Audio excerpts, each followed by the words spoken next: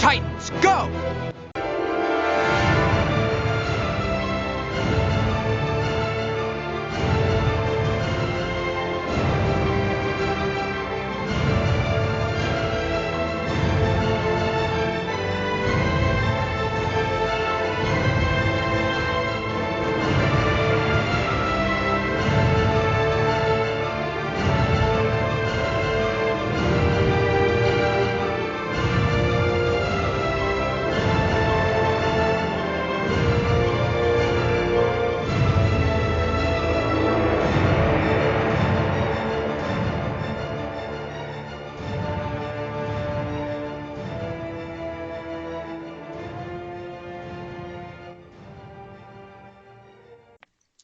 Hello again, Titan Talk fans. Welcome back to Titan Talk, the Titans podcast.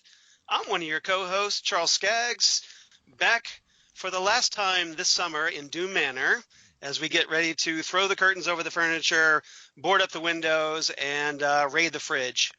And we're ready to talk the Season 1 review, and I'm here, of course, with my Titan Talk co-host, Jesse Jackson. Welcome back to Titan Talk once again. Hello, Charles, but I'm not the big deal. The big deal is... You're always a big deal. You're the biggest deal. No. Our big deal is our special guest host joining us. Yeah, so if you remember way back here about around episode 23, 24, somewhere in there, we did a little Titans Season 1 review with a certain DJ Nik from Milan, Italy, and DJ Nik back in Doom Manor, ready to talk the Doom Patrol Season 1 review. So welcome back to Titan Talk, DJ Nik. Hey guys, and well, I have to say thank you so much for the compliments here. I will give you a word of advice. It's not a good idea to give a DJ a big head. I tell you that. Well, you have your camera off, so we can't see how big your head is getting. Exactly. So. Right now, as I said, well, thank you very much for that lovely introduction. And I'm really looking forward to this recap with you. We had a great time when we did the recap for Titans, and so I'm sure this will be just as fun. Yes, and of course, everybody, DJ Nik is the host of the Whiskey and Cigarette Show, which I hope all of you are checking out. And if not, shame on you. But he's always kind enough to help us out here and on other podcasts like Next Stop Everywhere, the Doctor Who podcast that Jesse and I do. So I'm definitely looking forward to this, and I'm definitely looking forward to getting Nik's take on Doom Patrol. I'd like to know what you're thinking. So just right off the bat, in general topics, Nik, what's your evaluation of the season, this first season? Well, Charles, if you recall when you and I were actually talking Doctor Who last time, I did say there was a lot to talk about. I kind of gave a little bit of a cliffhanger there, saying there would be a lot to discuss. Well, here you go. Here's your forum. Exactly. Now we get to unveil that. I have to say, I was not expecting a show like this, to be honest. I mean, I thought it would be in the vein or similar to Titans, but boy, was I wrong. I mean, this was just... I could not probably even equate it to another show because it had a little bit of the 1930s movie Freaks. It had a little bit of David Lynch in it. It had a little bit of Deadpool in it. It had a little bit of X-Men in it, but it was its own thing. But I could see these influences in it, and I absolutely loved it, from the more darker moments to the very light-hearted moments too. I think it was a very interesting show, and I was absolutely blown away by this first season. Excellent. Yeah, well said. I totally agree with you. This was, I think Charles, because he was a fan of the comics, had a little bit more of a thought what it could be.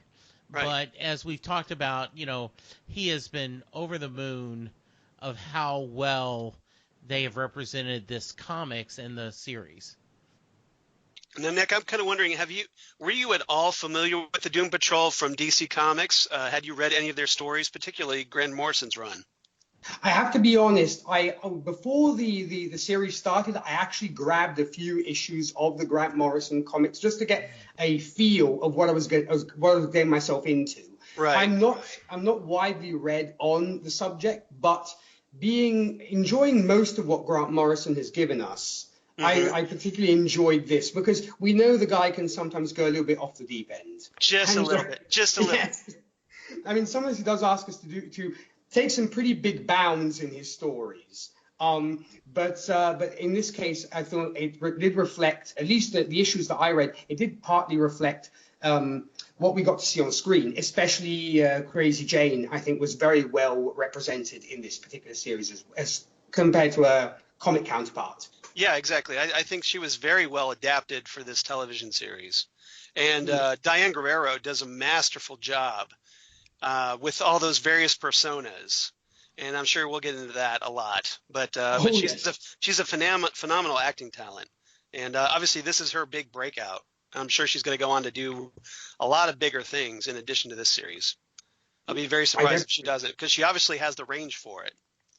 Oh, yes, for sure. Yeah, I mean, I do have a lot to say about Crazy Jane, but like you said, Charles, we'll get into it. You know, there's a time and place for everything.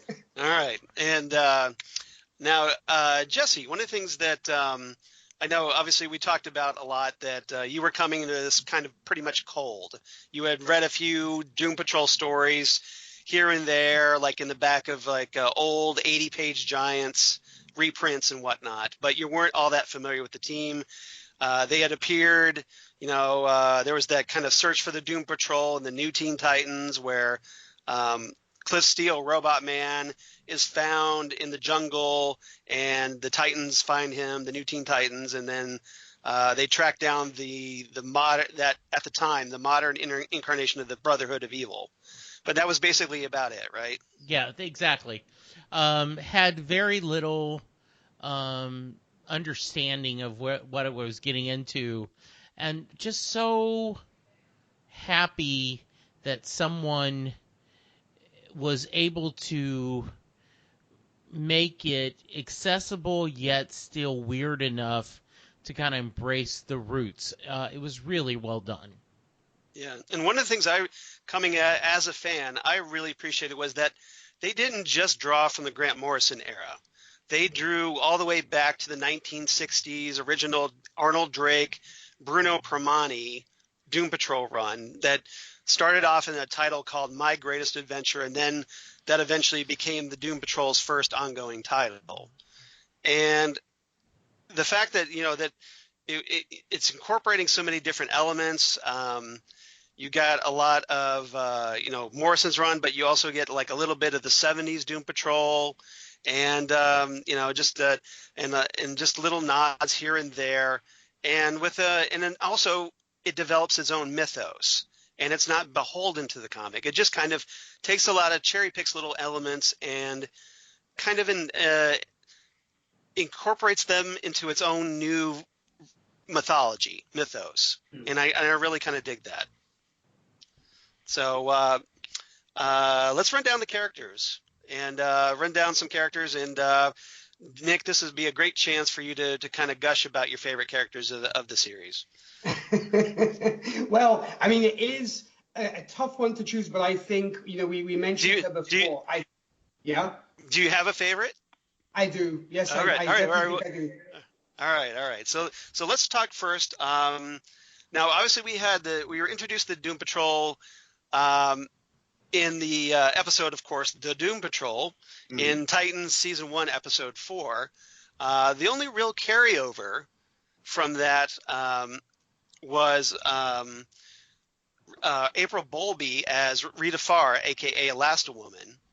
And then we had kind of the voices of Negative Man and Robot Man, Cliff Steele and Larry Trainor, of course, voiced by Matt Bomer and Brendan Fraser in the Titans episode, as they knew this series was coming up. So let's talk about those three characters first, because that's essentially what we were kind of introduced to.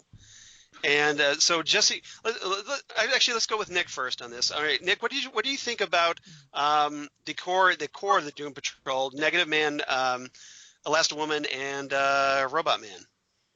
Well, they were very interesting characters because, once again, I've never encountered characters just like these. I mean, the first impetus that I had was possibly something that I could compare maybe to Watchmen to a certain degree, because maybe the strangeness and because the disenfranchised spirit that these characters have, because they already start off with the fact of we are not superheroes. which I think already speaks volumes about that. And I think and rarely do you get characters that are so deep. I mean, it's not just the hero's journey of, I have to save the world, I have to do this, I have to do that, etc. But there's so much more behind it, which I thought was incredible, especially when it came to Negative Man, because rarely do you see something on screen or a character portrayed like that who is trying to, one, deal with his sexuality, and at the same time trying to find his place in the world. That when I said there was a little bit of a reminder of old horror movies, or should I say particularly controversial movies, it made me think of, for example, David Lynch's The Elephant Man, for example. There was that kind of hint of that, I feel. So yes, and Matt Boomer and Matthew Zuck did great jobs on doing Larry Train. I mean, it's amazing. It surprised me that it was two people.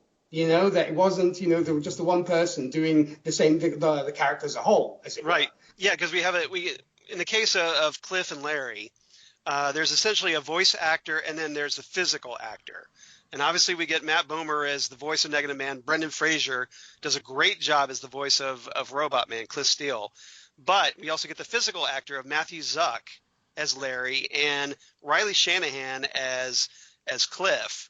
And it's kind of a credit to both actors, I think, because one's able to give that physical performance, but the vocal actors have to match up with that and make it feel like it comes from them.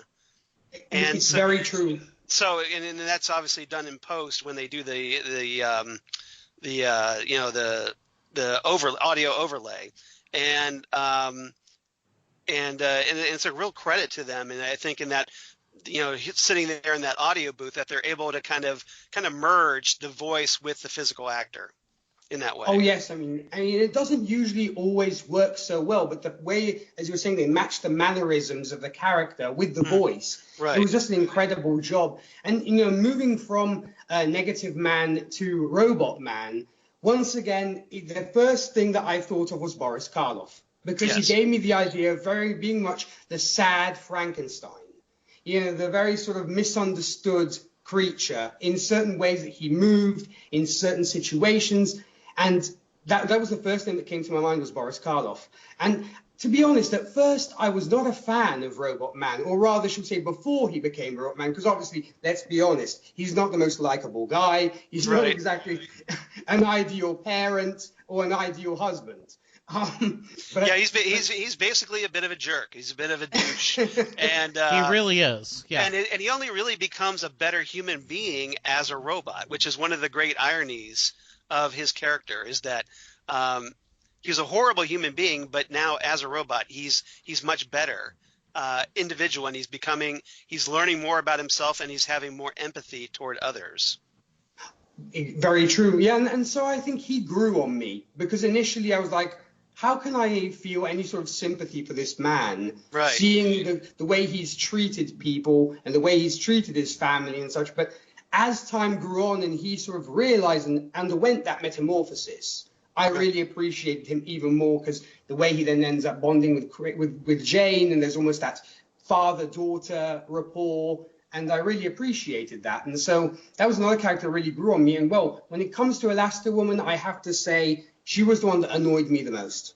It took a while for me to appreciate her, but she. Well, really it was kind of hard. And then Jesse, you can talk about this if you want. That initially you had problems with her because you're kind of like, well, what is she doing? Go ahead. Yeah, my biggest issue, and I is the not being able to control her body was getting irritated to me. I was like, okay, let's go. But I think they had a good payoff to explain the psychological reasons why she was self-sabotaging herself. It's easy for us, and I think I talked about it in the podcast, where, if you're not an alcoholic, just don't drink. If you're someone who isn't struggling with weight, just don't eat the chocolate cake. But it's not that simple. Yeah, it's not that easy if you're the one with the addiction or the problem. Yeah. Yeah. And I think it's a credit to the great writing in this series, that Rita's character goes such an incredible journey throughout this series. this first season. Yeah. When she starts off, she's very reclusive, like Larry, and she's all wrapped up in the past, her big movie star past. She can't let it go, even after all these decades. And she has these obvious serious self-esteem issues and guilt over the things like the baby story, which we find out later and whatnot. And there's just all this baggage that she's got. And it's keeping her from growing as an individual. And over the course of her major character arc is that she evolves from that reclusive, like, don't just leave me out of it, I don't want to get involved type person, into someone who actually becomes one of the major leaders of the team. Yeah, is the one who steps up and gets everybody motivated to do the right thing. Yeah, and I do think, Charles, that this season they've done a great job of combining a couple of storylines. One, the idea of them getting from where every man is an island, we're not involved, we just want to sit here in our own sorrow and be sorrow, right? Right. And to where they actually get engaged and kind of are there for each other and there for the chief and other people. We also get the search for the chief versus, and I say this with great love in my heart, the Titans' first season really just felt like almost a setup totally. We had some story, but mostly it was, okay, how are we going to get this band together? Right, and it seemed like, they were just trying, mostly, like you said, setup. It was mostly getting these pieces together, but we never got to see them really do much of anything, right. especially with only 11 episodes compared to Doom Patrol's 15. Yes. And it's only a 4-episode difference, but I think Doom Patrol, overall did a much better handling of getting a lot of disparate elements together and producing that story. I agree. Now, some of it, may be like completely out there as far as you're concerned, but there was a lot of there was a lot of different character arcs, a lot of growth, a lot of backstory introduced, and a lot of changes for these characters over the course of these 15 episodes, and it just all came together, in my opinion. I agree. Perfectly. Absolutely. All right. And we talked a little bit about Larry's growth. Larry's big character arc is obviously he felt very much the outcast because he comes from the 1960s. He was a test pilot, and in that climate, and especially being in the military, he was obviously, it wasn't a very welcoming environment for homosexuality. Yes. And he lived his life in the closet, and that's all he knew. And as a result, even after his accident, he just uses that as another reason to kind of isolate himself from the world and hide. And he has to be brought out. And that obviously is, I think, still a lot of work in progress. But compared to what he was here at the beginning of the season, compared to the end, and he goes through a lot. He ends up reuniting with his lost love, John, as an old man. And it's in a very touching, episode where he gets to say goodbye to John and kind of close that chapter on his life a little bit and come to terms with it. And I thought that was one of the more amazing things this series had done. Yeah, I think that's the beauty actually of this. Another thing, the beauty of this season is the fact that all these characters are not the same by the time episode 15 is done, which often might not be the case when you're dealing with this kind of subject matter, because usually, okay, something might change slightly, but you won't have such a huge change in personality, in the way you view things, in just how you even perceive a particular character who, I was mentioning about Elastigirl getting on my nerves at first and being rather annoying because I felt she was kind of a bit hoity-toity and kind of very sort of uppity. Yeah, right. Once you find out why she's that way, and as the season progresses, you learn to understand that she's not trying to be uppity and arrogant. It hides. There's something more behind that. Right. There's more to her. She's obviously has depth, and she essentially created that Rita Farr persona for Hollywood, for being famous. It's not who she really is. It's not even her real name, as we find out through the course of the series. And so, and part of her growth here in this season is that she has to come to terms with that and realize that Rita Farr isn't the person she wants to be going forward. She wants to be something else. And it's a credit to her character that she finally makes that change, and it doesn't feel forced.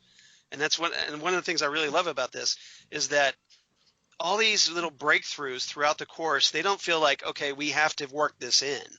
They feel natural. It feels like it flows out of the story, each episode, and each episode's circumstances. And a lot of the growth that you see in these characters would probably on most shows take like 3, 4, 5 seasons to develop. And here we get this in the course of a series, just a single first season, and it flows so naturally. And I think, again, that's a credit to the writing and the acting. Very true. I mean, there's definitely some very concise storytelling, and just the way they're able to juggle backstory and what's happening now without it ever being jarring, but always pushing the plot forward, even though we go back to see how so-and-so became, the certain character. And that is also a credit to them, because I think, for example, was a big problem on Arrow at a certain point, is that whenever there would be a flashback, I would groan loudly, because you and a lot of people, Nick. As much as I love that show, but that was one of its big problems. Flashbacks can be a problem. With this particular series, it was not, because it was so flawlessly done.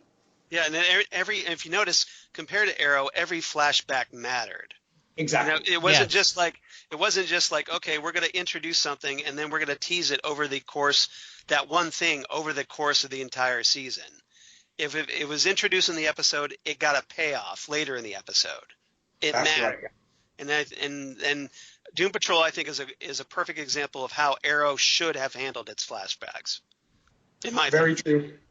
Yeah, I think that's a really good point. We talked about, I originally was very unhappy with Larry, and I thought it was a little bit him being a homosexual, like, okay, yeah. Did we really need to go there? And then once again, I felt like, oh wow, they had a plan. There was a reason why they did this. Every flashback, every story lined, they were weaving together the story that they wanted to tell, and it's a really good story. So I totally agree with that. Yeah, and it's Larry's story was coming to terms with who he is and being happy with that, learning how to be happy with that and comfortable with it, to be open, to be out. And it's obviously something that's very powerful and very relevant to today's society. And, yes, very much so. I actually did have a question for both of you, though. All right. How did you feel about the profanity? Did you feel at times it was excessive, or did you feel it was fitting for the series? I'll let Jesse answer that one first. Okay, I was going to let you go. So what's kind of funny is it didn't bother me at all. I know there are people that, curse that much. So it didn't bother me at all. And then very quickly it became who these characters were. These are someone that, you've quite a little potty mouth. It's just without thinking, they're just going to say that. So it didn't bother me at all. I knew this was an adult show. I knew this was who those characters were. So it didn't bother me at all.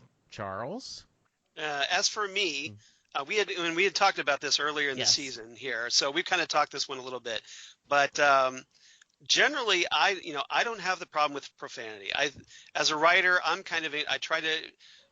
encouraged to express myself creatively, and I'm not inclined to restrict or censor myself.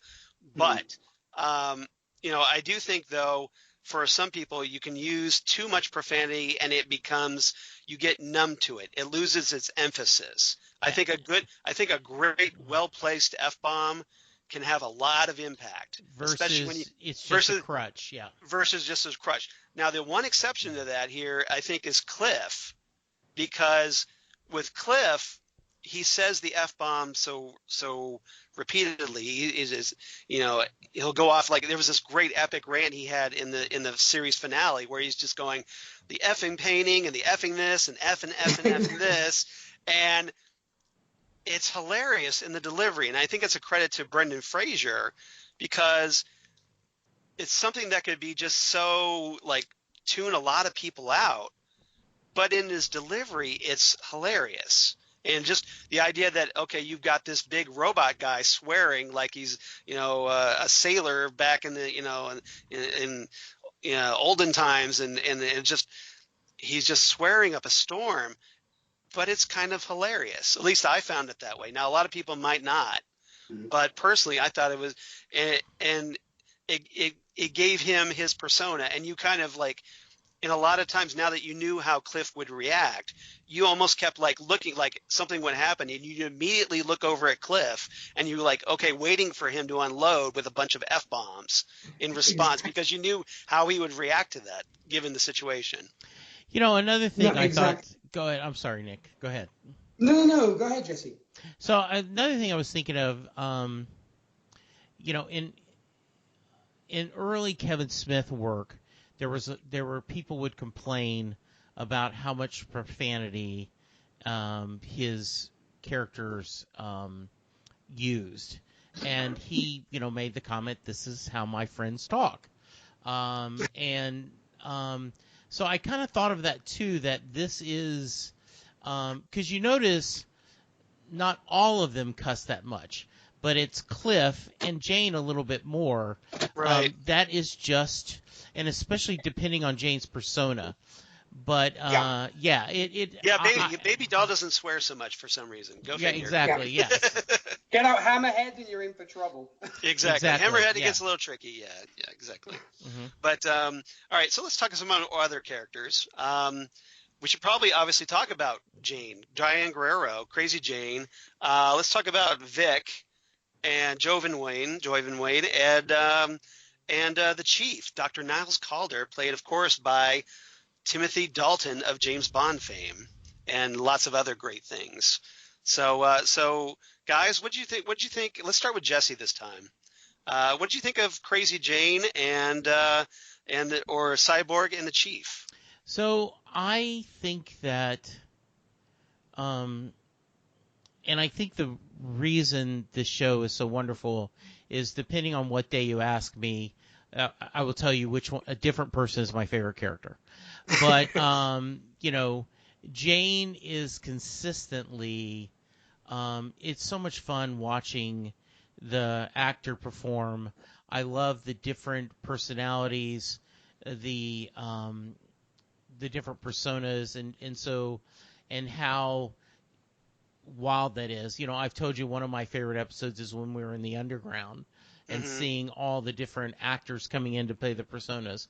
So I love that. I love the while I'm a fan of her story, even though it's a horrible story. You do not want that to happen to anyone, but to have that explained and well it's done, and the reason why it happened is, while horrible, a great story.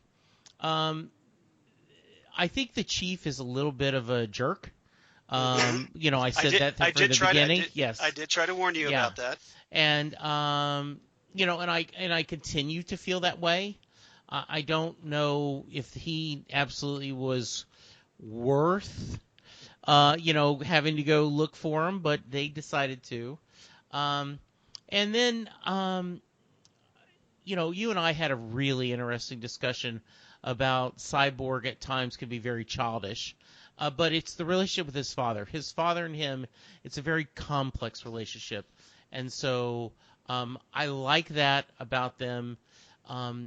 He's not my favorite character, but I do think he is. It was him being in there was an important part of the show for nothing else, we wouldn't have covered it if he had not been in there. Well, yeah, It relates to the Titans. Yeah, he's essentially our Titans connection to this. And because we get to talk Cyborg, and hey, he's part of the Titans, so yeah, it worked out really well. All right, so Nick, what did you think of these three characters? Okay, well, I'll try and keep it as concise as possible. Go for it. But the more you talk is the less I have to talk, and everybody likes that. So. Okay, well, first off, when it comes to Crazy Jane, I thought I had seen some incredible acting work when I'd seen McAvoy in Split and in Glass, because I thought to myself, to be able to handle those kind of personalities and just switch it on and off constantly, that is the mark of a great actor. But Diane took it to another level. That was the whole. He set the bar, and she basically raised it. And it's incredible how well she is able to do that, because I'm sure there are not many actors or actresses who can pull it off with such panache and to the point where we believe it. It's not. It doesn't in any way make us feel. It's 100% convincing, and that's what I loved about it. Not to mention, as Jesse was saying, her backstory and the reason why she is the way she is, and why also her personality is very standoffish when it comes to bonding with other people, even though Robot Man does his best to reach out to her, but she continues to be standoffish for quite some time. And the idea of the underground, I love that, because once again, to make the connection to Split, it made me think of The Light, which is a similar concept that the character of McAvoy has in Split, where the personalities take the light.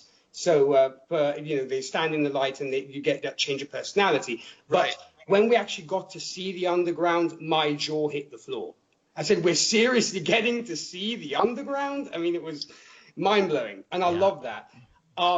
Timothy Dalton, okay, I must admit, I am not a Bond fan, and I probably watched one Bond movie in my entire life. So, naughty me, but that's just the way it is. That's okay. It's not everybody's cup of tea. That's all right. But obviously, I loved him in Doctor Who. I loved him in Penny Dreadful. And I very much likened his performance in this show to what he did in Penny Dreadful. Because the character was kind of that father figure with a dark agenda. Yeah. And so I really love that. And I agree with Jesse. I can't have sympathy for this man. I mean, it's just like... well, especially after the big revelation that we find out, he's responsible for all the Doom Patrol's accidents and their creation. Exactly. I mean, at first, I was all for let's save this guy because he helped these unfortunate individuals to deal with their problems. Right. Then when we find out he is the creator of these problems, like, no, I don't think I want to save you anymore.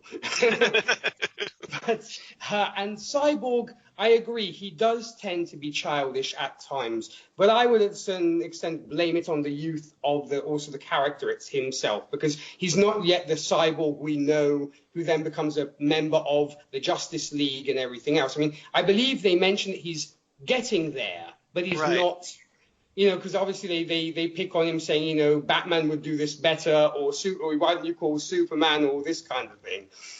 But I like the job that the actor portrays of Cyborg, and I really love the relationship between Silas and Vic. It's a very interesting relationship. It's a very multi-layered relationship, and I mean, it can sometimes come off as being an overbearing father, but you believe that he really does love his son, even though maybe at times he finds it hard to show how much he loves his son, or he finds it difficult to express his love.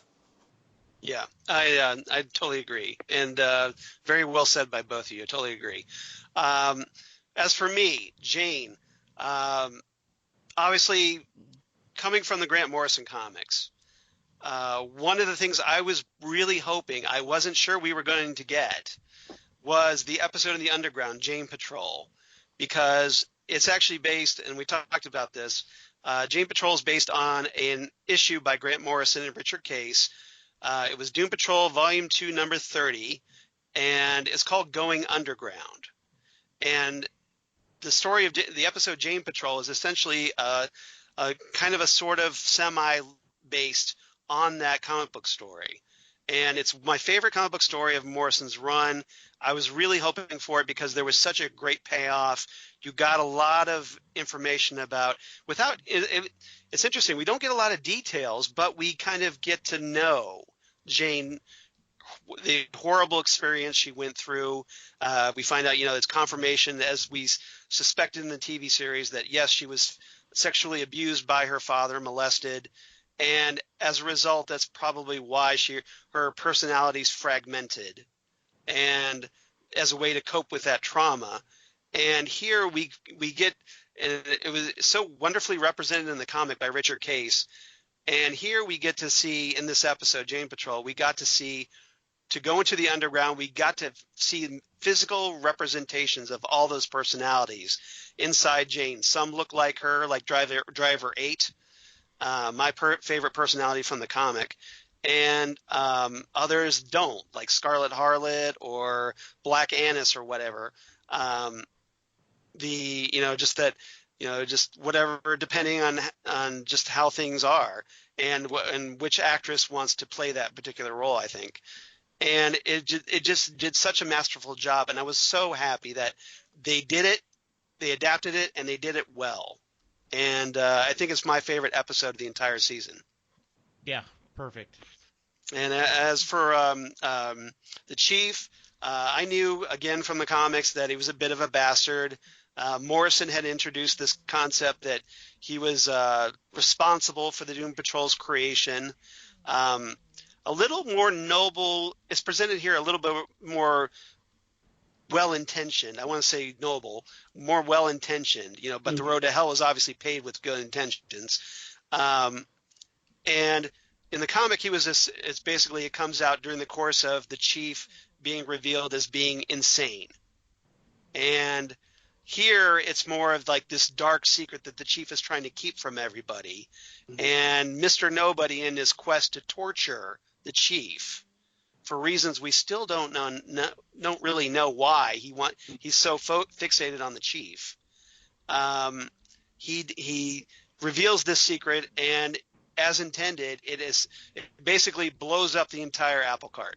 Everything that everybody knew was wrong, and all their whatever faith they still had in the Chief is completely obliterated by this point.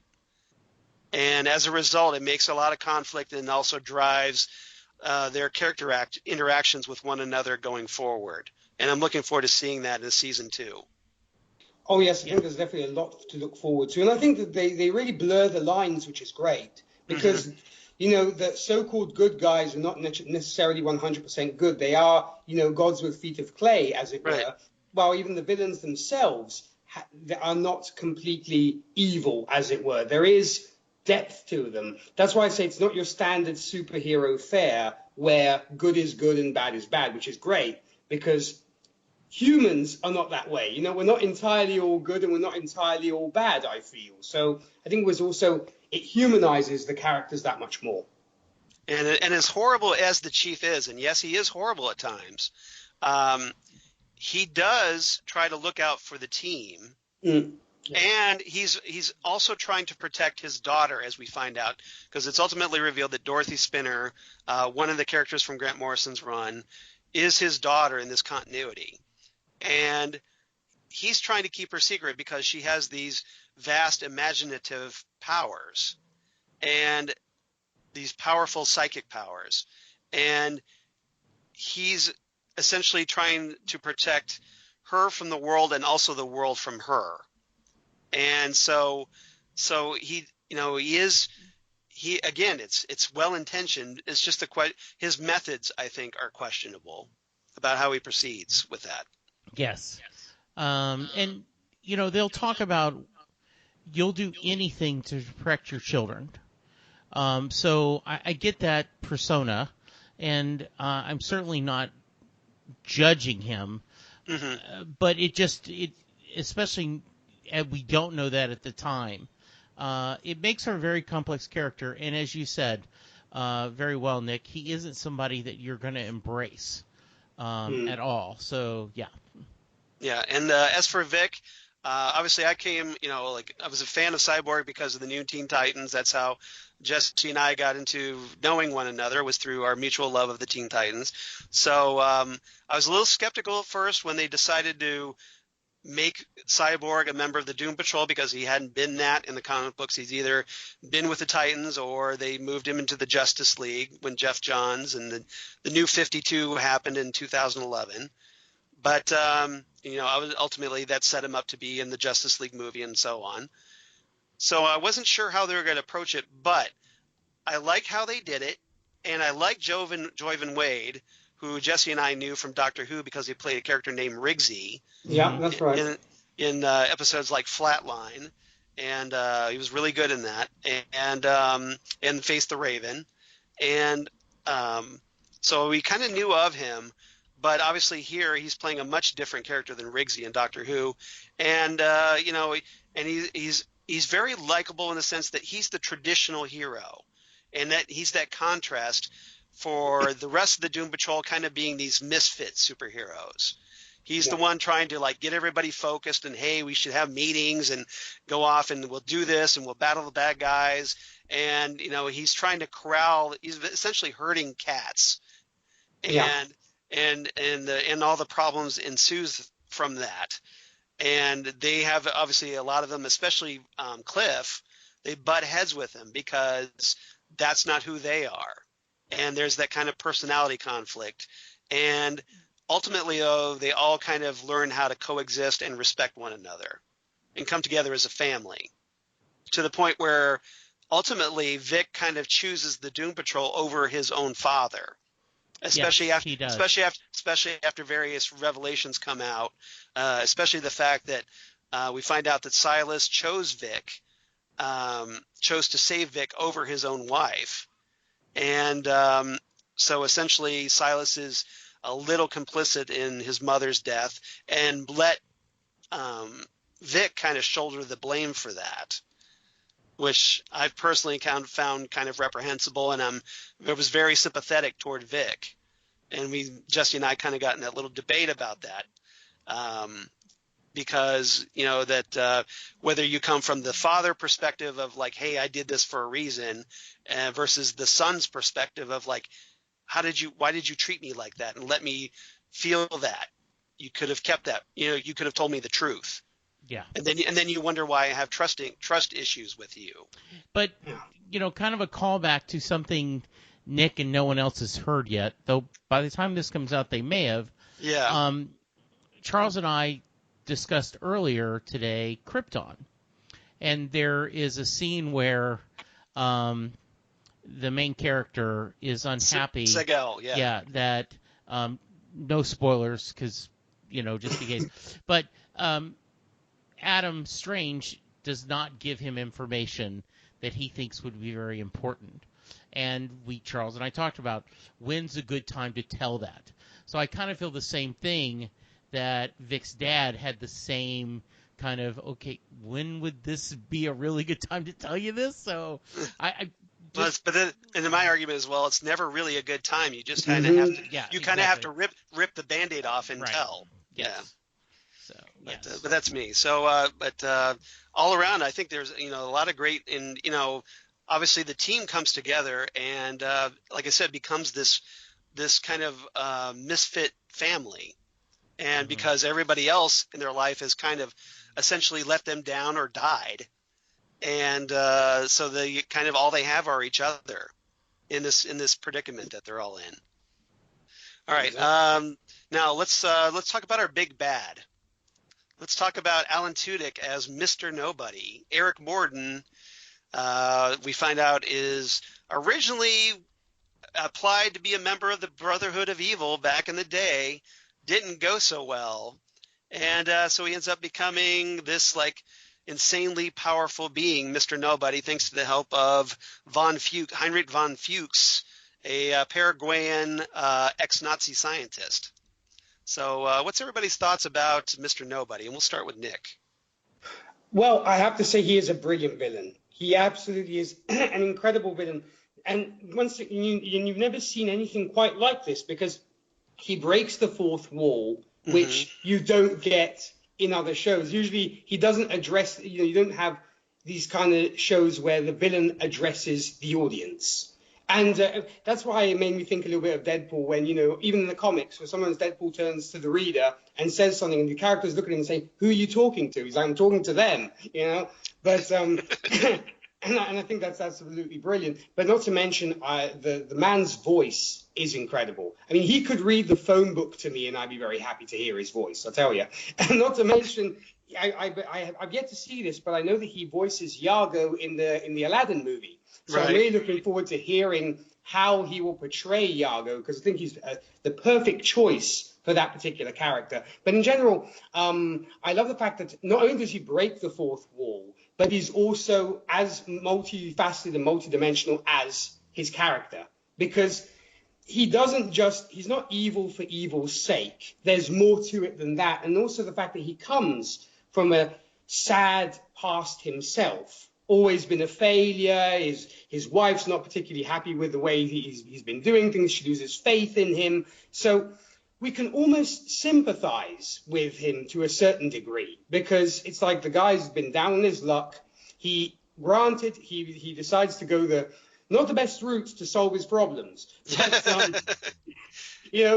going to ex-Nazis, bro, that's probably not the best solution. But other than that, I really enjoyed him, and I think he makes for a great nemesis. And the way that him and Timothy Dalton work off each other is great. They just go. I could actually see them offset going out for a beer, because I can tell they really actually enjoy being in each other's company. They did have really good. They have really a great on-screen chemistry, didn't they? Exactly. And I feel that, like it often happens when you have, the good guy and the bad guy who hate each other on screen, but off screen, they're hanging out and they're the best of friends. So I kind of got that vibe from them. But yeah, I really, really enjoyed Mr. Nobody. And what did you think, Jesse, of Mr. Nobody? Yeah, I loved Mr. Nobody. I thought he was the best villain ever. Just so much fun. And kind of a little bit of craziness, just the right amount of weirdness. I love the joy he had when he's talking to the audience, when he kind of self-references, "Oh, finally, I've been waiting for this to get over." So yeah, he has just been perfect. He has been such a joy to watch. Yeah, and obviously, Jesse and I, we've known Alan Tudyk because we were both Firefly fans, and and the movie Serenity, the sequel. And I knew Alan Tudyk. He did such a great job in Rogue One, a Star Wars story, as K2SO. So I knew he had such great comedic timing, and that wasn't an issue. What I loved about it, this depiction of Mr. Nobody, was that they kind of carried the character's ability to break through the fourth wall, like Nick said, and address directly to the audience. So it's almost like the audience is brought in on what Mr. Nobody's thinking. It's like, instead of just talking to himself, he's actually engaging the audience and gets you involved. So you feel like you're part of the story a little bit, because he's talking directly to you. And that's the great thing about Asides, is that it gets the viewer or the reader involved like that. And he's not your typical supervillain. Sometimes you get like you said, Deadpool. You get a hero that can kind of break through the fourth wall. David Addison on Moonlighting, and Matty Hayes, if you're a fan of that show from back in the 80s, they did a lot of fourth wall breaking. But it's very rare you get a villain to do that. And as a result, I think I made Mr. Nobody a much more unique villain. And I was glad that this character was represented so well from the comic books, again from Morrison's run. You can obviously tell that the Morrison era was obviously their heavy focus, and then everything else was kind of built around that.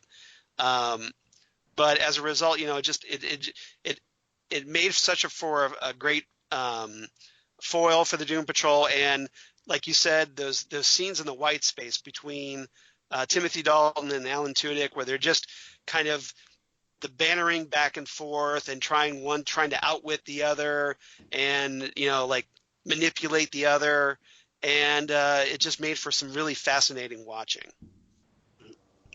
Very much so. Yeah, he was just a lot of fun. Yeah, and obviously I don't think we've seen the last of him. As we finally left off in the final episode that he's trapped in this painting with the Beard Hunter, and I'm sure Jesse's not as thrilled about the Beard Hunter. You might have some company there, Jesse. Thank you. So Nick, not a fan of the Beard Hunter, played by, of course, Tommy Snyder in this series. No, let's say he's not my favorite, but yeah. Let's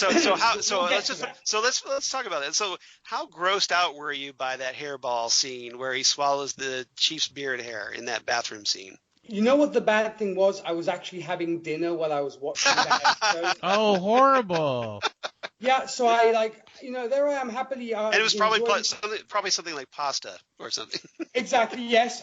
Funnily enough, it might seem terribly stereotypical, but yes, I was having pasta, and there I was happily enjoying my the sauce that I'd taken ages to make and everything. I was like, fine, I can tuck in and enjoy. What do I have to see a guy swallowing a piece of beard? And I'm like, what? And I'm like, oh no, I've just suddenly lost my appetite. How did he put this in the fridge and eat it later?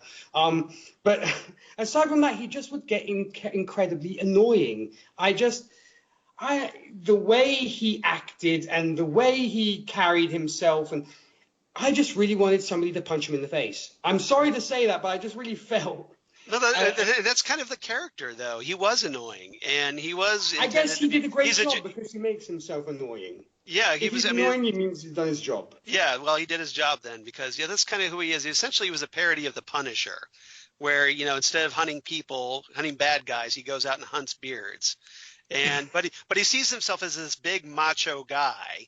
But even though he's like watching like runway videos and staring at men's magazines and whatnot.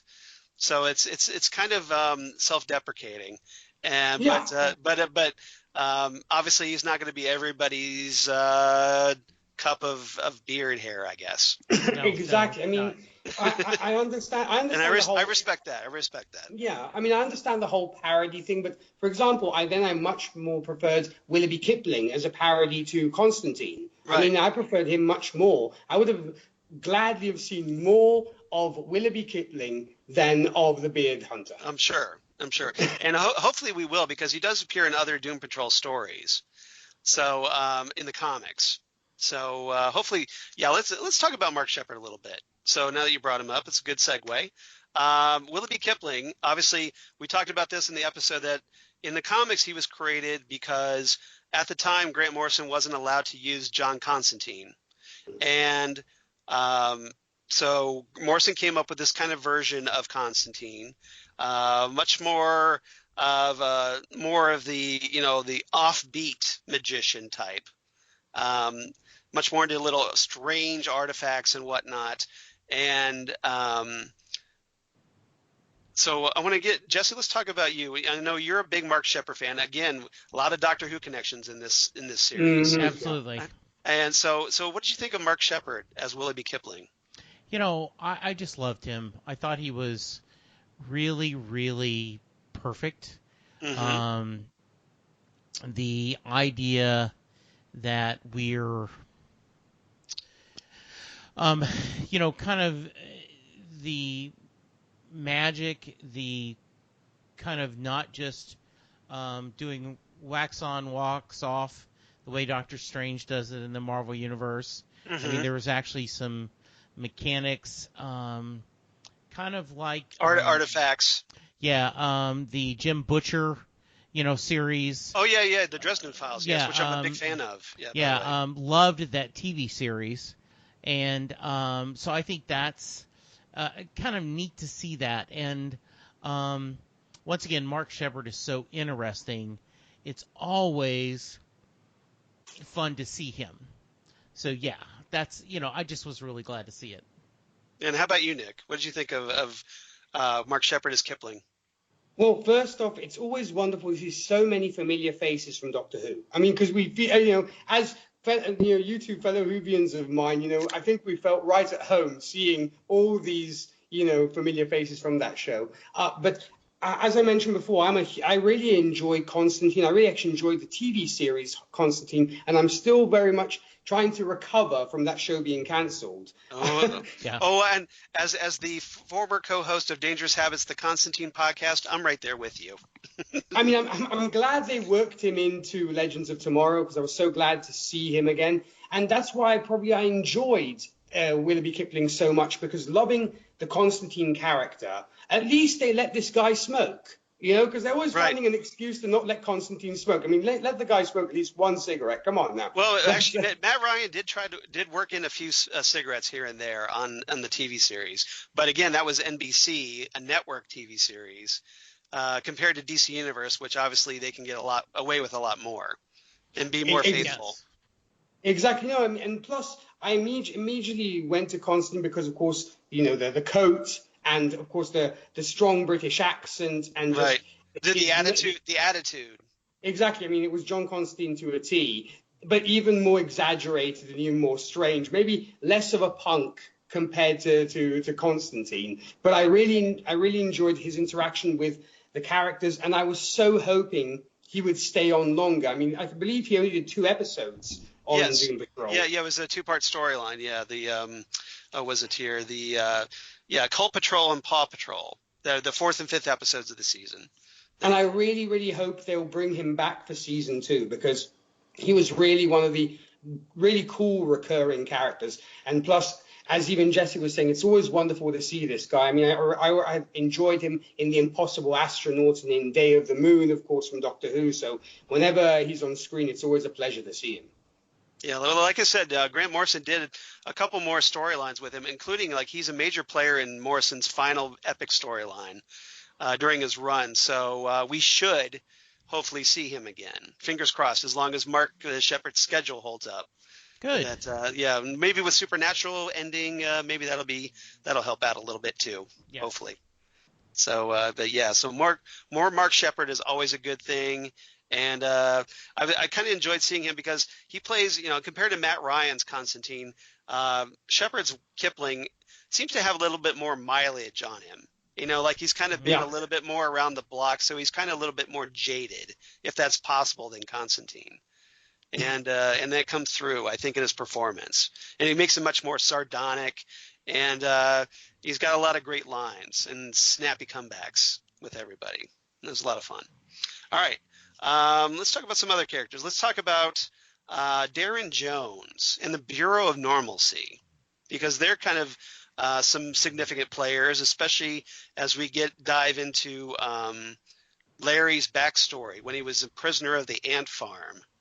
And so, Jesse, what did you think of Darren Jones and the introduction of this group, this Bureau of Normalcy that is essentially out? Their mission is to wipe out all things abnormal and exterminate them. Yeah,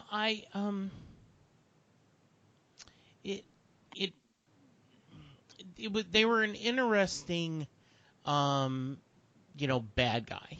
Mm-hmm. I would have. I don't know if I wanted it.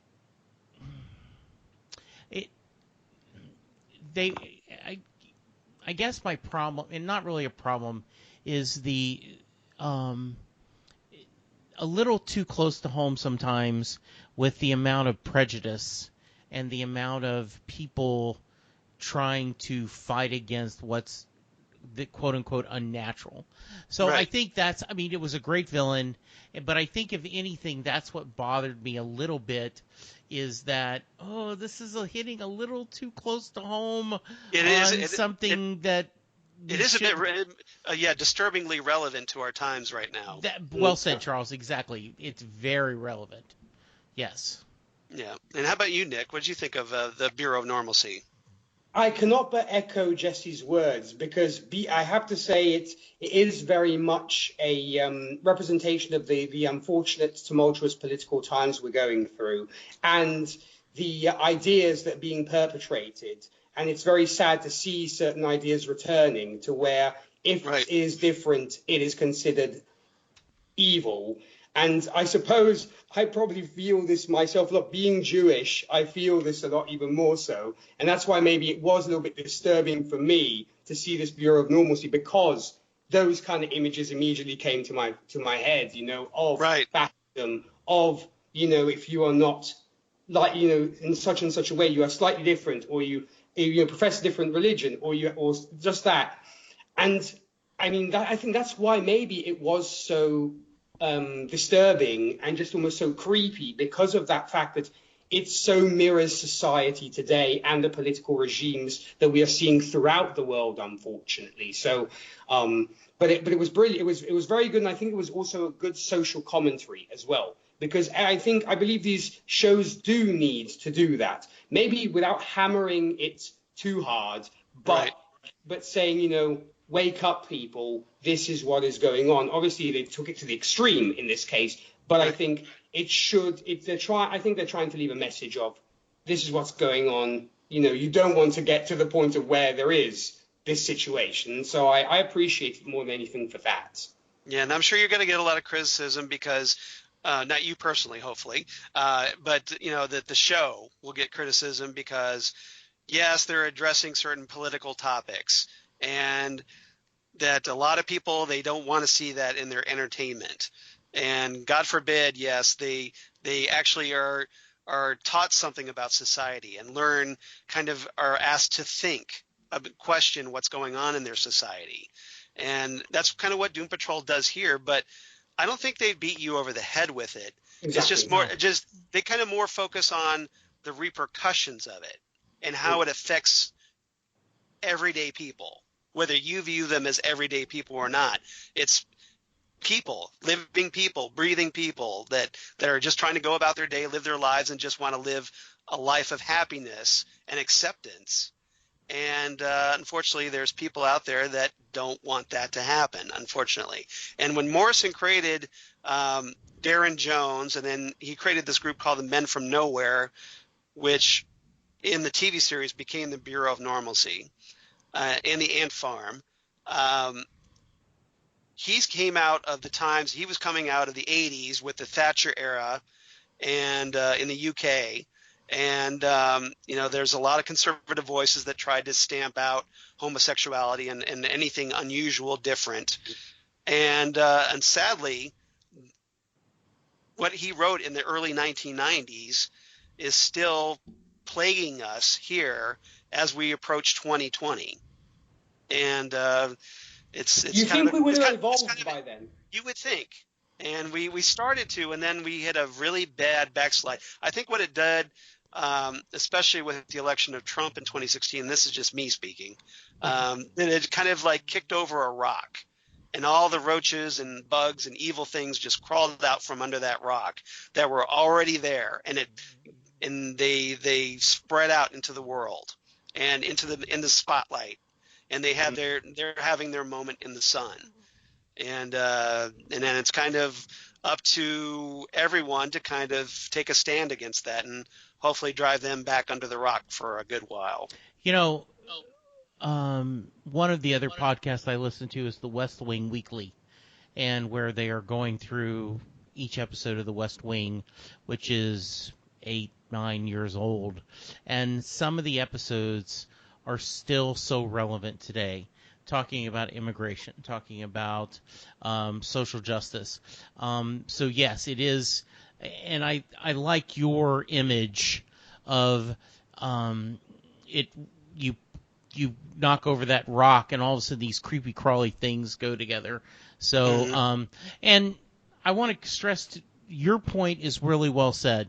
They did not beat us over the head. I know some people feel like the latest season of Supergirl was too on the nose and kind of beating a social in justice. Your face. Yeah. I didn't feel so, but I understand those people who do. So this doesn't at all. Especially for a network show. Yes. Yeah. Mm-hmm. But I think it's just that that was pretty much a lot in the 60s. Remember, you had shows like The Twilight Zone and The Outer Limits and all this that challenged you. and tried to get you to think differently, or at least expand your ideology a little bit and get you to think. And that fell out of favor at some point. I'm not sure when, probably during the 80s. And it's struggled ever since to kind of come back, so that when people try to bring out those ideas, story concepts that push those boundaries and get you to think, then it's like all of a sudden you have an agenda, as opposed to just like, well, no, I'm just trying to get you to think about stuff.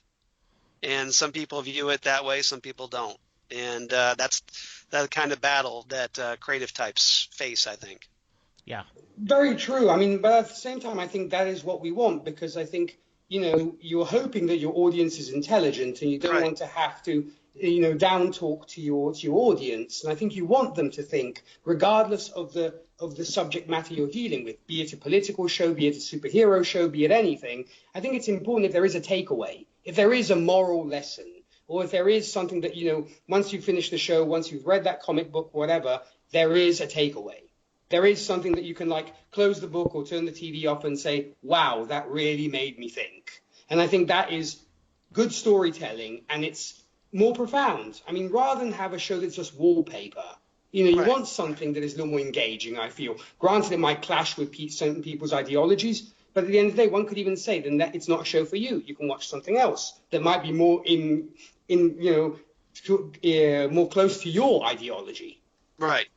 And I think it's a credit to Doom Patrol that what, a lot of people may come into this going, well, hey, this is like a weird superhero show. I'll check this out. And they could have just phoned it in, but they didn't. Exactly. They addressed some rather, think about the stuff they talk about here in this series, just this first season. They're talking about coming out and acceptance of homosexuality. They're talking about mental illness and dissociative identity disorder.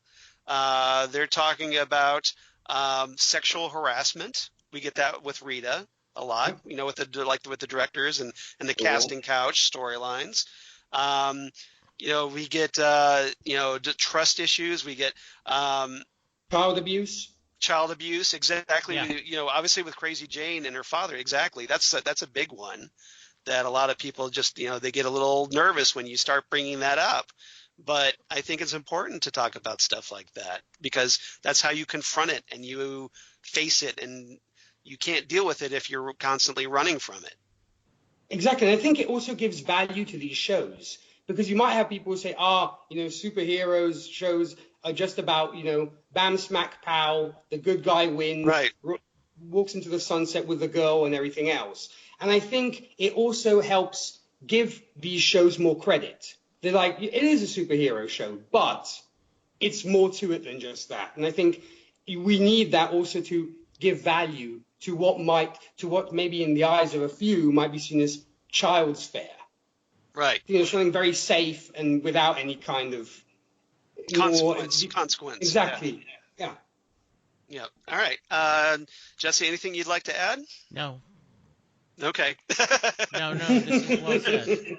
Yeah, he's probably like, you guys are getting way too over my head. No, here, I agree. Yeah. Okay, we didn't want to get too deep into the woods, I guess. All right, let's see, some other characters we could probably talk about. Flex Mentallo, which is a fun character that gets introduced late in the series, I think. He's also a character created by Morrison, surprise, played by David Chandler Long. And Jesse and I talked about how Flex was a kind of throwback to like the old Charles Atlas, make a man out of Mac ads, where you had the guy that was getting his sand kicked in his face by this bully at the beach, and he takes the Charles Atlas program and he's able to sock the bully in the jaw and get the girl, and he's the hero of the beach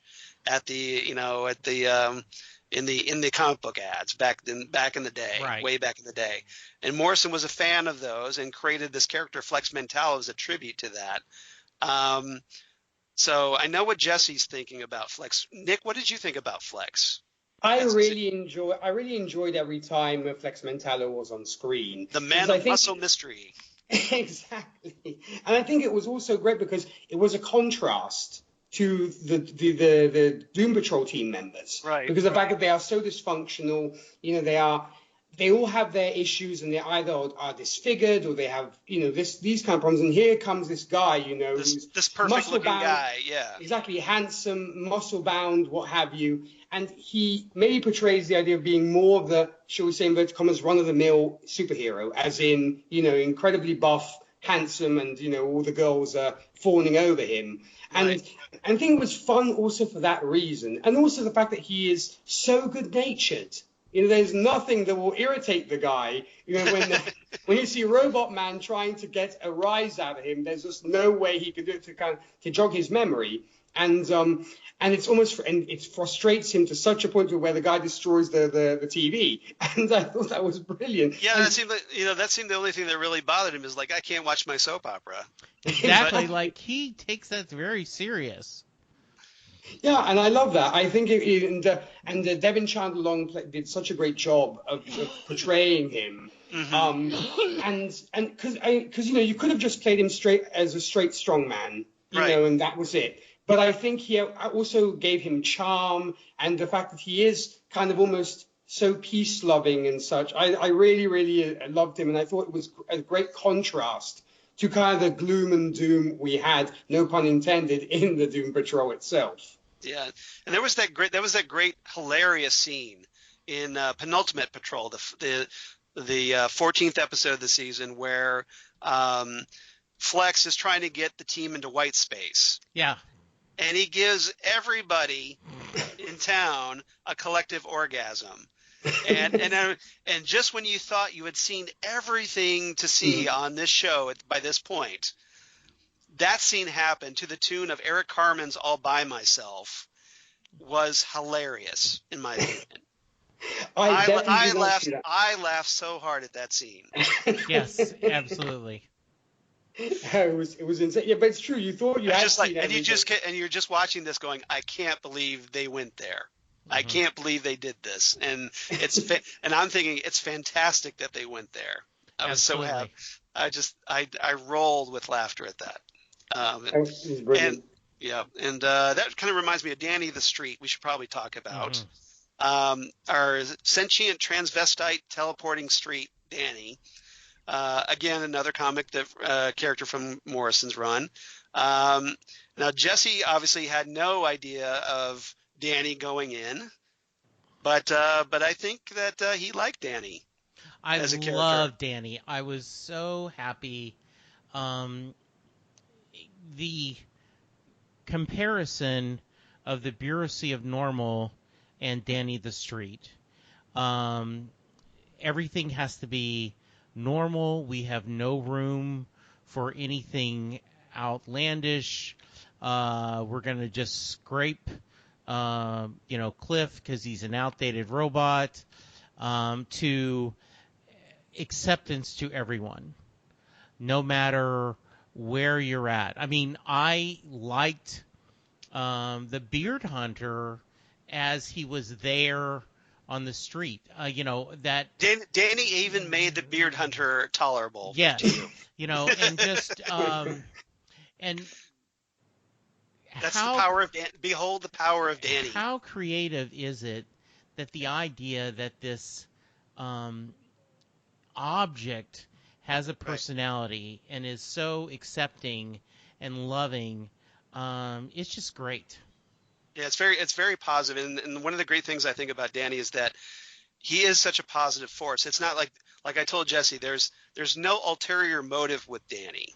No. What you see is what you get.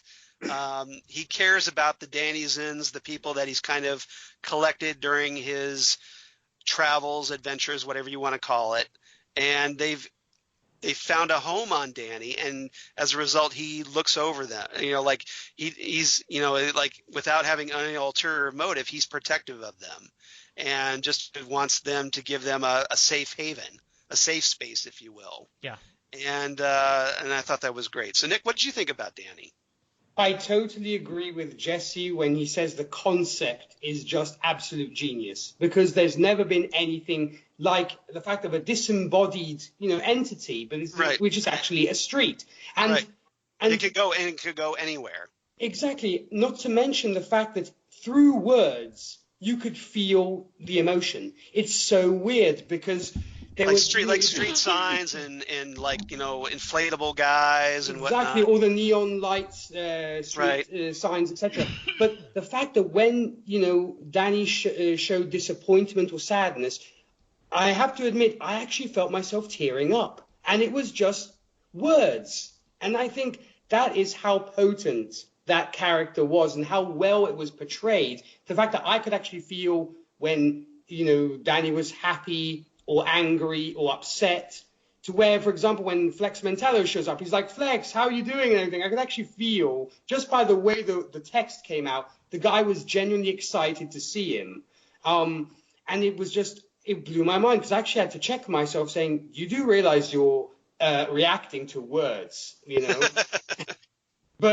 I think that was the genius about it because it was just something so different and the concept just so original. Yeah, definitely we have to have more of Danny as well because it's such an incredible character and it's such a powerful one that and it's a great, as Jesse was saying, it's a great opposition to the Bureau of Normalcy as well. So I loved it totally.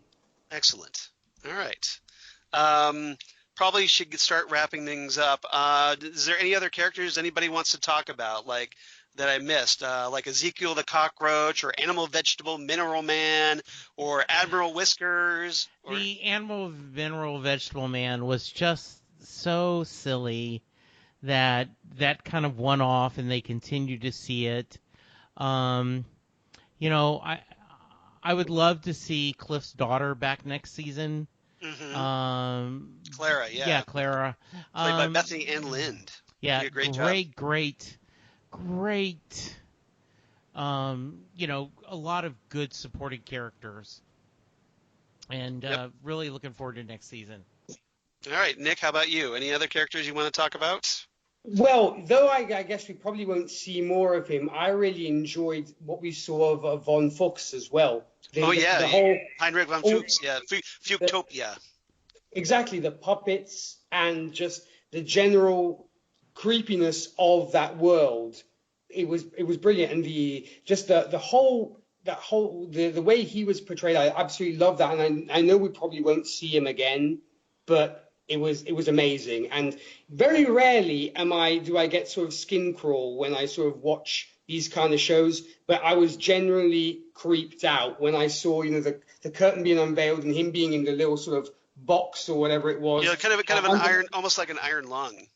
Exactly, in the iron lung. I was like, wow, this is seriously disturbing. I love it because it's that disturbing that I actually enjoy it. So yeah, I will. That's one of my, should we say, honorable mentions. All right, that's good. And one of the things that whole sequence, I think it teased a little bit of why Mr. Nobody has an issue with the chief, is that we find out that the chief had showed up at Von Fuchs's door at one point and shot Von Fuchs. At least that's the story we're presented through puppetry. Yeah. But we don't know much more than that, and maybe we'll get more in season 2, hopefully, on that. They kind of left that one hanging, I thought. No, exactly. So hopefully we'll get more of it because it was an interesting story, and plus I think we want to know what the deal is. Why Mr. Nobody hates him so much, or why he has this animosity towards the chief. Yeah, I think there's still some material there to be mined, at least for whenever Mr. Nobody returns on Doom Patrol. Exactly. Yeah. All right. So anything else anybody's looking forward to on season 2? Hopefully. Well, Jesse, do you have any? Are there any things you're looking forward to particularly? I'm kind of curious to see where they're going to go. I hope they do not, and I would be shocked if they turned into a more standard superhero show. I don't see that in their DNA. I'd like to know more about Jane's personas. I'd like to see, the relationships between the 4 continue to advance. I'm curious to see the chief's daughter and where that is. Yeah, well, obviously we're going to get more of Dorothy Spinner, I'm sure. And they'll probably, now that they'll have to cast somebody, I know we kind of got her teased, but from the back, and so you couldn't see her face, and we'll see. But we'll see who they cast for that role. Mm-hmm. I'm thinking we're gonna, and we talked about this. That I'm hoping that we'll get to see a proper Brotherhood of Evil. Mm-hmm. I'd love to see the Brain and Monsieur Mala from the original Brotherhood of Evil. They kind of teased them a little bit, both of them, by mentioning them and whatnot. I think we'll get to see maybe another classic Doom Patrol villain from the 60s, General Immortus, who I think is going to be connected to the Immortus Project, and we'll probably find out some more information about the Chief's efforts in his quest for immortality, to learn more about that so that he could stay alive, so that he could protect Dorothy and keep her safe. Good. So I'm seeing, and I'm personally, as a Morrison fan, I'm hoping we'll see, because there's plenty more weird Doom Patrol villains from Morrison's run left in the box. So I want to see Mr. Nobody create his Brotherhood of Dada, and I want to see Red Jack, who is essentially a version of Jack the Ripper that Morrison came up with, and I want to see the ultimate big bad of the maybe like a season 3 or so. The Candlemaker, who's like the kind of the big bad of Morrison's final story run in Doom Patrol, who's a really nasty piece of work. So we'll see, and that's just kind of my personal hopes. So we'll see. All right. Anything else about this first season before we kind of wrap up here? No, I can't think of anything. All right. Nick, anything else you'd like to add? No, I would say I think we pretty much have said everything that needs to be said. I was 100% satisfied with this first season. Really looking forward to season 2, and I'm sure it'll be just as good, and I'm sure they'll surprise us just as much as they did on this first run around. So I think we're all probably kind of general consensus that this season was a pleasant surprise. Yeah, absolutely. And better than anybody expected. Yeah, and I think you had. I think I was the most surprised compared to you, that because I just was going in there with no expectation, and I think you are just so surprised that, oh my goodness, I can't believe they're doing this.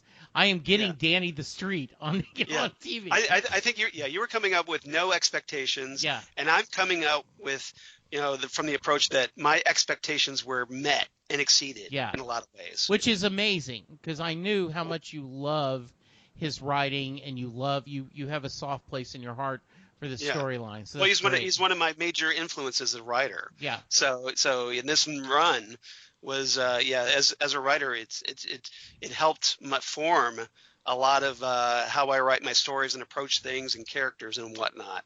So Nick, how about you? Are you kind of like with Jesse, that it kind of, you didn't expect much going in, and it kind of blew you away a little bit?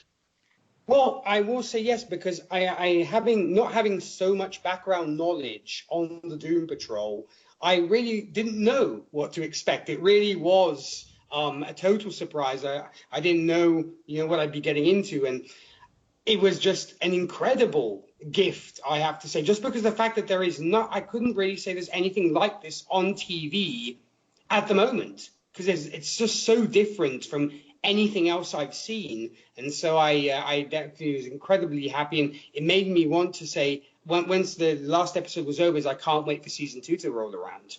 Right. Absolutely. Yeah. So does it make you want to go back and actually check out more Grant Morrison comics of Doom Patrol? That for sure. That was actually on my to-do list. Once I finished this, I said to myself, now I'm going to go, just as I did the Doctor Who marathon from 63 to 2018. Oh, nice. I'm going to do the same thing with this. Well, you got Doom Patrol Very Volume 2, number 19 through 63 to read. So that's like 44 comics right there. So plenty for you to sit back and enjoy. And I hardly recommend picking up the big brick, the Doom Patrol omnibus, that could probably kill somebody if you wanted to with it, because it's so ridiculously heavy. But highly recommended. So anybody looking for some Doom Patrol to kind of get them through the off season, obviously I definitely recommend going on DC. You can go on DC Universe, because hey, you're already paying for the service, so you might as well read the comics, right? And checking those out. And it weighs a lot less than the brick omnibus. I'll say Absolutely. that. Your iPad's a little lighter than that. All right. Titans Tower news before we sign off. Just real quick, I just kind of wanted to mention that Jesse and I, because with Doom Patrol ending, and it's probably going to be a little while before Titans Season 2, that he and I are we're going to kind of close up shop temporarily on Titan Talk. Hopefully we'll be back around October, I'm guessing, for Season 2. But in the meantime, he and I are going to be talking Krypton Season 2 on another podcast for the Southgate Media Group, the Fandom Zone podcast, which I've mentioned here and there. And Karen Lindsay and I used to do that podcast. We ended that kind of in November 18 when Karen sadly has had some health problems. As some of you know, she's been going through MS and a horrible condition. And she's having some issues with her medication, and she's also having some technology issues. So Jesse has been kind enough to agree to join me there on Phantom Zone, and we'll talk Krypton for probably the next 10 weeks or so. And then we'll probably come right back for Titan Season 2 when that picks up in October. So I think that should work out great. So hopefully I'm asking if you enjoy Jesse and I, what we do here, please check us out on Phantom Zone Podcast. We just recorded our Krypton Season 1 review earlier today, and that's going to be episode 153 of the Phantom Zone, and hopefully we'll get that posted shortly within the coming week. And in the meantime, Jesse, is there anything you'd like to add about our taking on Krypton? Yeah, I really think we if you haven't watched Krypton, I think it's definitely worth it. Sci-Fi Channel replayed it, but since you have DC Universe, you can watch them online, and then Sci-Fi Channel coming up, as we were talking about this week, will be the new season. Right. Definitely works. It's a great series, and they've done some creative things. Coming up on, you can hear Charles and I talk about Doctor Who. You can even Nick's join them. Next Up Everywhere. Yes, Next Up Everywhere. Yes. Yeah, we talked The Enemy of the World, and hopefully we'll be getting that up shortly. Yes. So, good times. Absolutely. That was a lot of fun. I enjoyed that, Nick. So yeah. So if you enjoy Nick's work, check us out on Next Stop Everywhere that Jesse and I also do for Southgate Media. And Jesse, where else can they reach you on the interwebs? So I am still doing Set Listing Bruce, the Bruce Springsteen podcast I do. We are. I'm back recording new episodes. So we're up to over 300 episodes from fans around the world. And once again, DJ Nik was nice enough to join me and talk about his musical journey. So that was a lot of fun. You can find me on Twitter at Jesse Jackson DFW. You can find me on Facebook under Louisville, Texas, if you want to search, because there are more than one Jesse Jackson. Charles, where can they find you? Well, they can find me, of course, at Charles Skaggs on the Twitter machine or at Charles Skaggs on Instagram. Definitely appreciate that. Facebook, of course, Charles Skaggs in Hilliard, Ohio. Or my blog of geeky things, if that'll work. Come on. Damn good coffee and hot. Damn good coffee and hot, where I talk about all the stuff we talk about here on Titan Talk.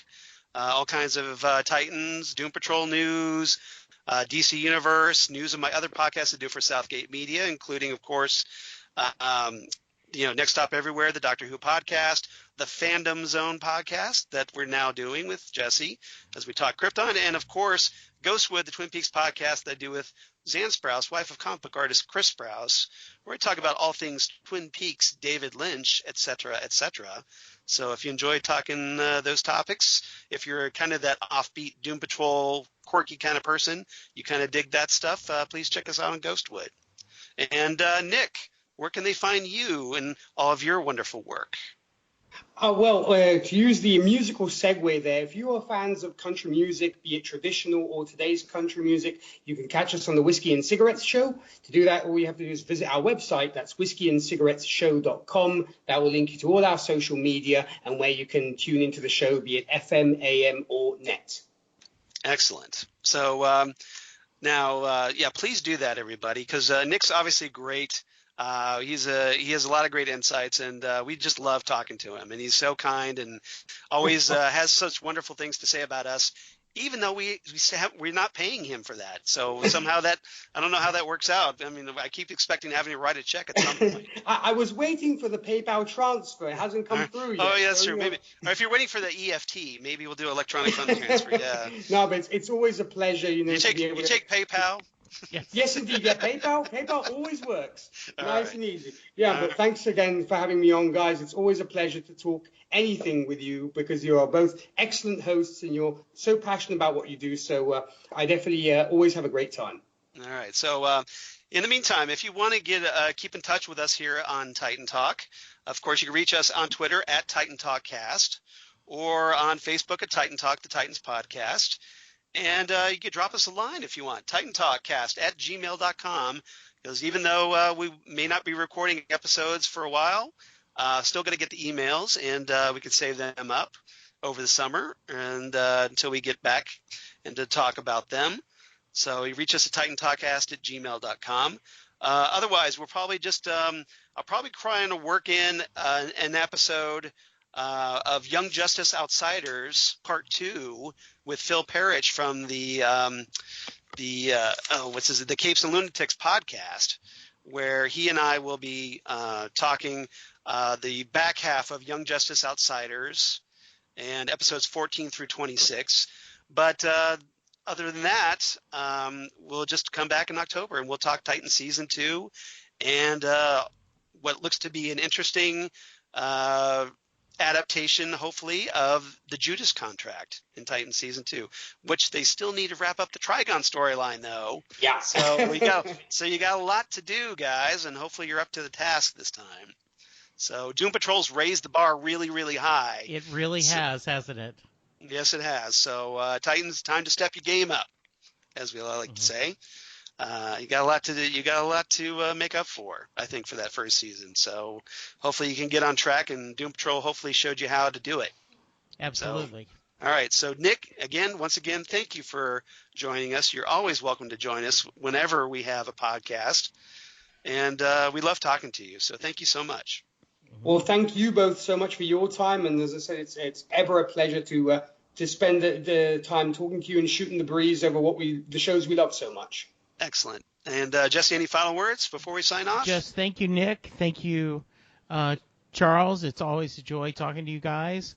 And I agree. Nick, just anytime you've got something you want to share, I'll throw you on Set Listing Bruce, and we'll have fun talking music, okay? Always a good time. Yes, indeed. Thank you. All right. So deal. Everybody, thanks again for listening to us here at Titan Talk. Like I said, we'll be talking maybe Young Justice Outsiders a little bit, and then we'll be back hopefully in October for Titan Season 2. So we'll see you next time, and thank you for listening to Titan Talk, the Titans podcast. Goodbye, everybody.